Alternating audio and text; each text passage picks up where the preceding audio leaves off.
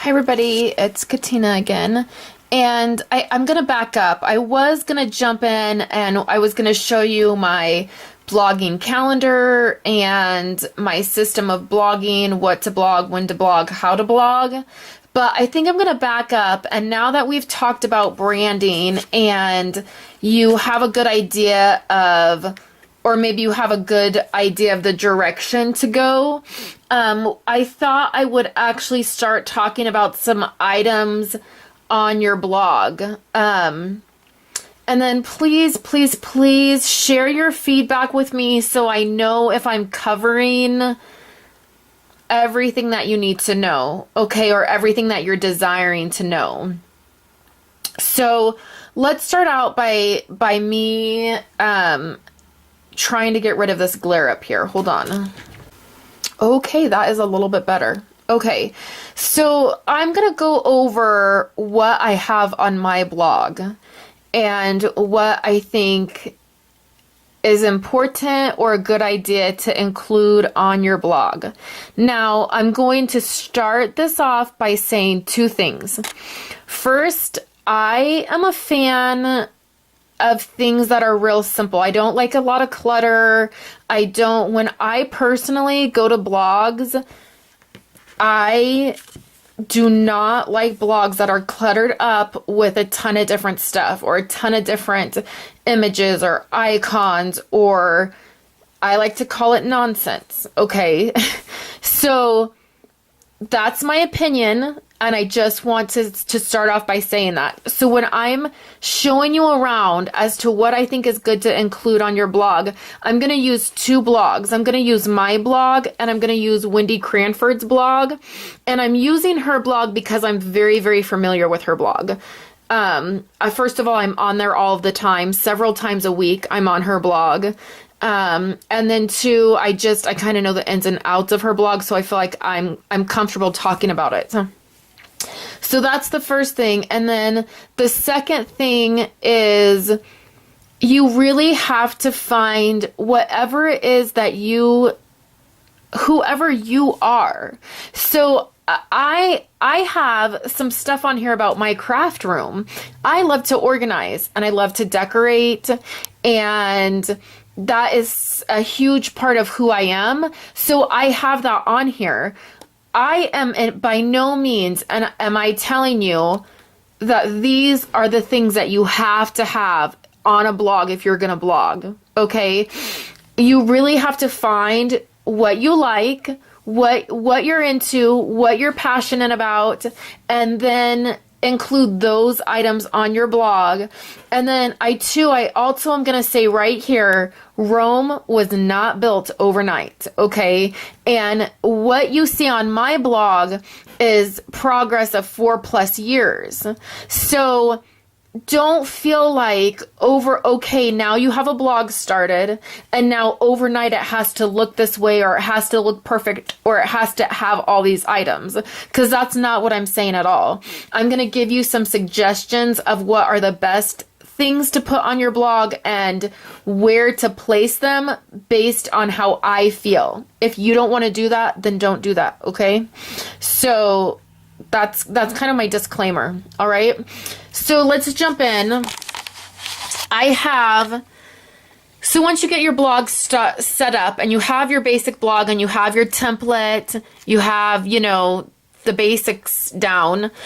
What I added first was these pages. And these are individual pages. You've seen me click on them already. I'll click back on the stamp kit of the month. That takes you to a different page that has all my stamp kit information. Real quickly, I'll show you where you can add those. You would go to design up here. It would take you to the behind the scenes of your blog. You would go to layout. You would add a gadget. Right here, it says add a gadget. You would click on add a gadget. You'd scroll down this list. Mine's already added, so I can't add it, but it's called pages. and you would click add, and then it would pop up down here, and then I place my pages right under my header. So this is my header, Loving Life's Little Blessings. This is my pages, okay? Then you can edit your pages by deciding where you want certain pages. I have pages that are hidden. I have a page that's called Basic Card Making. I have a video by category pages. I'll show you how that works. I'm just saving that, and then I'm going to go back to my blog. If I'm over here on Stamp Kit of the Month, so this is my stamp kits. I scroll down, it gives all the information, how much it costs, gives you a way to pay. And then right here it says View Basic Card Making Information. If you click on that, it takes you to another page that is not listed up here. Basic Card Making is not listed up here, but it was listed right on there. And then here's my Card Making 101. And anytime I get a question, this is the other thing as to why you would want to have maybe some of these items listed. I constantly get emails that say, what basic tools do I need to make cards? So I created this page that's Card Making 101. When I get an email for that, I copy and paste this blog address and I send it. This is tools needed. Has photos of the tools that you're going to need. It has some basic cardstock and designer paper. That is my suggestion. It has some basic ribbon. This page isn't all finished. I eventually want to add stamp sets and then some fun stuff. But this way it's very easy for me to say, oh, I have a page, and you can just go look at that. And then I'm not sitting around, writing the same email 100 times a day. So I have that page that is a hidden page. And then I also, up here, my very last page is my videos. When I click on that, my videos are just listed. Okay, so, 291, 292, 293, you click on that, it takes you right to the post. But I have this that says click to view videos by category. You click that, it brings up a whole separate page that's not listed up here. And this is my videos by category. So I have Stampin' Up! Tutorials, Project Life videos, scrapbooking pages, other card making videos. So this is very easy for anybody to find other items, okay? So that's what pages are about. And let me just run through really quickly what pages I have with you guys. I have a page for my downline, Blessed to Stamp. I know it's a little bit hard to see, and I'm sorry if the video is shaky. I'm just having to hold it. So I have a for my downline, and it's password protected. If you guys want to check that out, the password is blessed. This is for my downline. So my welcome documents are right here. They pop up with PDF. This is the downline handbook. They can click on that, and a PDF file pops up, and that is the downline handbook. And it has all my information in it. And they can just print that off if, they missed it. I have the Stampin' Up! Statement of the Heart right here for them to print out if they would like to print that out. A lot of these documents they get in their welcome kit. I have two of my downline right now. Jason and Carol both have not received their welcome packets from me because my printer had been broken. So I have a welcome video. And then this is a video on how I put together a catalog to send out to customers. And then here's some more documents. They're not up yet, but this is for my downline. This is so my downline can come on here and can get information. Here's all of our Facebook groups for them to join. And so I have if you're wanting to build your team, to build a team, oops, there's Wendy's blog. I would suggest having a downline page, and I can for sure send you the information on how to make a password protected page. It's very simple. Then I have a join today page. So this is an important page because you want, if somebody wants to join your team, you want the information there. So at the beginning of every catalog year, okay, when the new catalog comes out, I do a video of the new catalog. And I just literally set my catalog in front of my camera and I flip through it and I talk about it. And that way I can, on YouTube, I can send that video to anybody and it's like sending them a catalog. So I have that, and then Wendy taped a video. When I signed up with her, she recorded a video of me signing up, going through each process. And so she was willing to share that video with me, and I have that on there. So if somebody says to me, if I get an email, and this has happened, where somebody says, I would love to sign up with you, how do I do that? It can be very frustrating to try to give somebody instructions through email. So what I like to do is I just copy and paste this address into my email and I say, please go to this page and watch the video. It'll walk you right through it. And then it becomes very easy for them to do that. I have a current Stampin' Up! Promotions so that you can click on that right now. Obviously, we have celebrations going on. So I have that, and then sometimes I'll have a video. This is the video I did when I became a Stampin' Up! Demonstrator. The next one I have is monthly clubs. Right now, the password for that is blessings. This is for people who purchase my stamp kit of the month. So this comes up. This is where they can go. The password changes every month. This is where they go right now. It was January's stamp kit of the month. So it shows them which stamp set. It has pictures. It has exclusive videos. It has all the supplies I used. And then I believe it has the PDF. I don't think January had a PDF file. I don't think I made one. Doesn't look like it. But my February one will have one. So then we have my stamp kit of the month, which you've seen. And so that's all from this point, from the beginning, all the way to this point is all business. Okay, it's joining Stampin' Up, it's my promotions, my stamp kit. So it's very the beginning, okay? People, when they're looking at your blog, after the first couple things, they're going to tune out. Okay, it's like blah, blah, blah, blah, blah, blah, blah. They're just going to tune you out.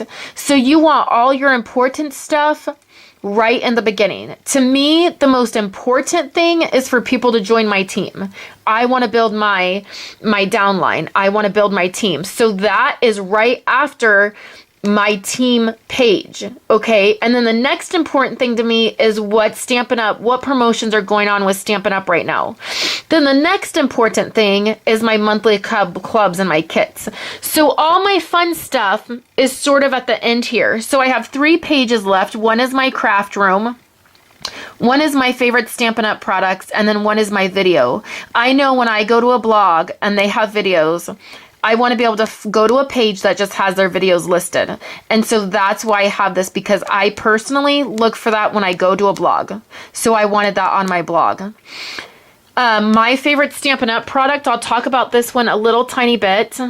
First of all, I'm a little OCD, and I wanted my pages to stretch out across I wanted it to look